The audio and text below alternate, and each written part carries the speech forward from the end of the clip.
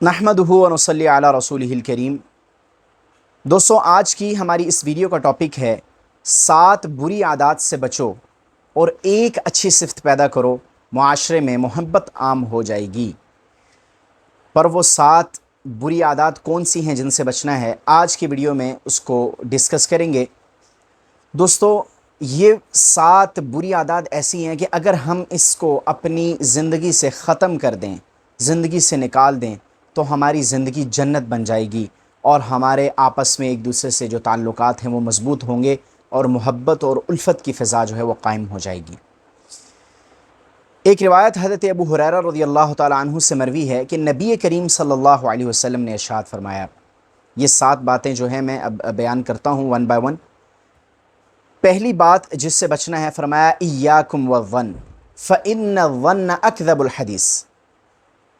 آپ صلی اللہ علیہ وسلم نے ارشاد فرمایا پہلے نمبر پر کہ بدگمانی سے بچو، کیونکہ بدگمانی سب سے بڑی جھوٹی بات ہے۔ کہ ہم کسی شخص کے بارے میں، اپنے کسی عزیز کے بارے میں، کسی دوست کے بارے میں یہ خیال کریں جب وہ کوئی کام کرنے لگے تو ہم سمجھیں کہ اس کی نیت ٹھیک نہیں ہے۔ ہم اس کے بارے میں یہ سوچیں کہ یہ جو کام کر رہا ہے یہ صرف دکھاوے کے لیے کر رہا ہے، بدنیتی کے ساتھ کر رہا ہے، اس کی نیت ٹھیک نہیں ہے، تو یہ ہم اس کے بارے میں بدگمانی کر رہے ہیں۔ اللہ کے نبی صلی اللہ علیہ وسلم نے اس سے منع فرمایا ہے۔ دوسرے نمبر پر آپ صلی اللہ علیہ وسلم نے ارشاد فرمایا وَلَا تَحَسَّسُوا، ایک دوسرے کی کمزوریاں تلاش نہ کرو، عیب تلاش نہ کرو۔ یہ بھی ایک بہت بڑی بیماری آج ہمارے معاشرے میں ہے کہ ہم دوسروں کے اندر عیب تلاش کرتے ہیں، ان کی کمزوریاں تلاش کرتے ہیں کہ کوئی نہ کوئی خامی اور کمزوری اس کے اندر ملے اور میں اس کا معاشرے کے اندر ڈھنڈورا پیٹ دوں۔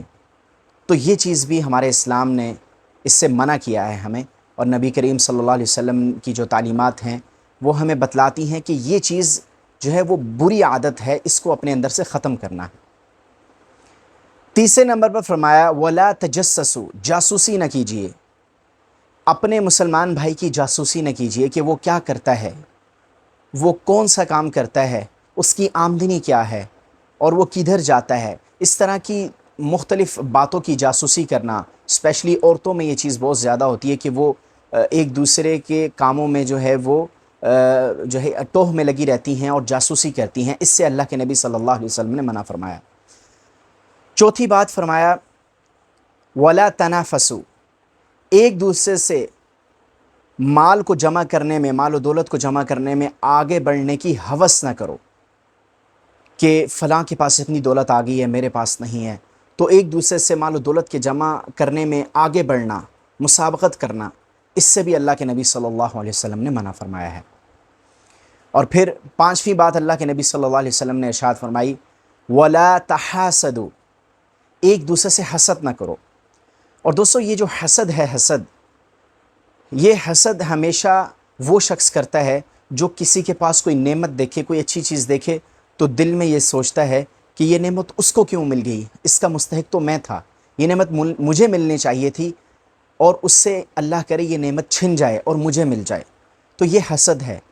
اور سنیے، حسد انسان کی نیکیوں کو ایسے کھا جاتا ہے جیسے لکڑی کو آگ کھا جاتی ہے، اس لیے حسد سے اپنے آپ کو بچائیے۔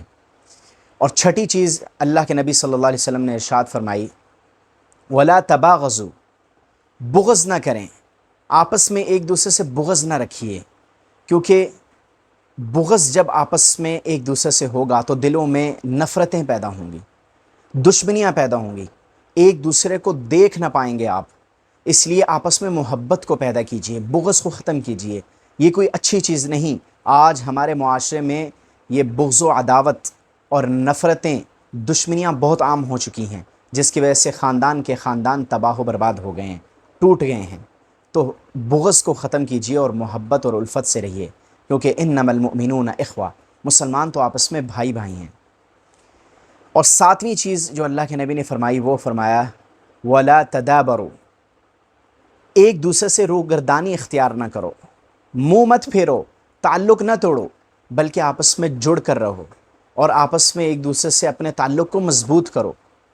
آج حال یہ ہے کہ ایک کا منہ ایک طرف ہے، دوسرے کا منہ دوسری طرف ہے۔ ایک خاندان جو ہے وہ کسی چھوٹی سی بات پر ناراض ہو گیا، دوسرے خاندان سے، ایک عزیز اپنے دوسرے عزیز سے ناراض ہو گیا، رشتہ دار جو ہے وہ چھوٹی سی بات پر جو ہے اپنے دیگر جو رشتہ دار ہیں ان سے ناراض ہو گئے، تو یہ جو چیزیں ہیں ان سے ہم نے اپنے آپ کو بچانا ہے۔ نبی کریم صلی اللہ علیہ وسلم کی تعلیمات یہ نہیں، تو آپس میں محبت کو پیدا کیجئے۔